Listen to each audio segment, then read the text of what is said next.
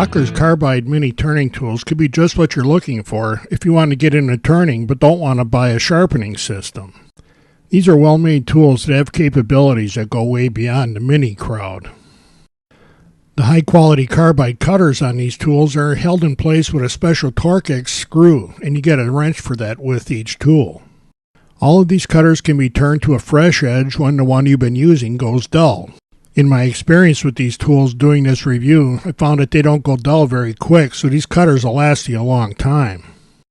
And I like that they use this style of screw because it's much harder to strip these. When the cutting edge goes dull, you just loosen the screw sufficiently and rotate the cutter to a fresh edge. Or if you've used up all of the fresh edges, you just take the screw out and remove that cutter.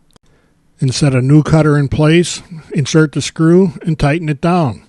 Make sure you got the screw nice and snug and you're ready to go back to turning. The bottom of the stainless steel shanks has been ground flat. That helps you index the tool to keep it flat while you're moving it back and forth. And you notice that the edges of that flat have been gently rounded so it slides along the tool rest easily. The handles are made from ash, and along with the molded rubber section, are contoured to fit your hand very well.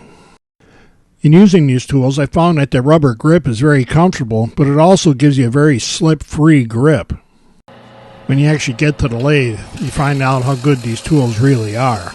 The square cutter here is very good for doing flat and straight shapes, as you might expect.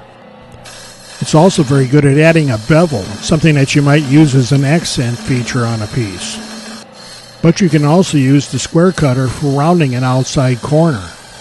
It's very easy to get a nice, smooth, rounded shape with this cutter. The round cutter also has many capabilities, including rounding out smaller projects. Between the length of the shank and the handle, you get a lot of control when you're doing work like this.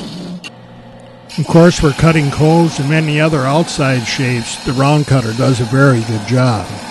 And here again, that rigid shank and a full-size handle give you lots of control to make real nice, clean cuts.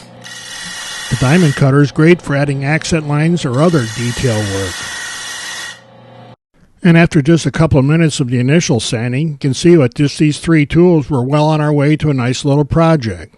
So if you want to get into wood turning or just want to get tools that you don't have to buy a sharpener for, check out Rockler's Carbide Mini Turning Tools.